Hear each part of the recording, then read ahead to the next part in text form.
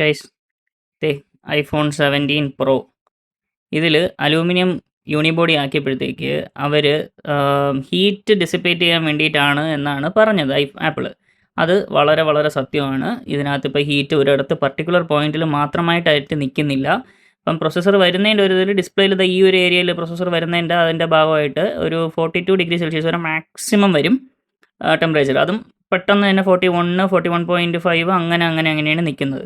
പക്ഷേ ഒരേ ഒരു ചേഞ്ച് എന്ന് പറഞ്ഞാൽ ബോഡി മൊത്തത്തിൽ ഈ സൈഡിലൊക്കെ പിടിക്കുമ്പോൾ ഇവിടെ മൊത്തത്തിലായിട്ട് ചൂടങ്ങ് സ്പ്രെഡായി അങ്ങ് പോകുന്നുണ്ട്.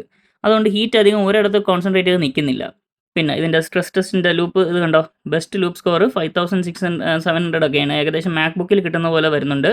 പിന്നെ ലോവസ്റ്റ് ലൂപ്പ് വരുന്നത് ഐഫോൺ 16 ബേസ് മോഡലിൽ 4000 ഈ റേഞ്ചാണ് കിട്ടുന്നത്. ബെസ്റ്റ് കിട്ടിയിട്ടുണ്ട്. സ്റ്റെബിലിറ്റി 68.6 ആണ്. സോ അത്യാവശ്യം നല്ല സ്റ്റെബിലിറ്റി കിട്ടുന്നുണ്ട്. അതായത് നിങ്ങൾക്ക് ഇത് നോക്കിയാൽ അറിയാം. ഓക്കെ, ഇതാണ് സംഭവം ഗൈസ്.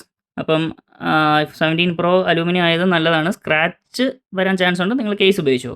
പക്ഷേ ടൈറ്റാനിയത്തിനേക്കാളും പെർഫോമൻസ് കൂടുതൽ കിട്ടുന്നുണ്ട്.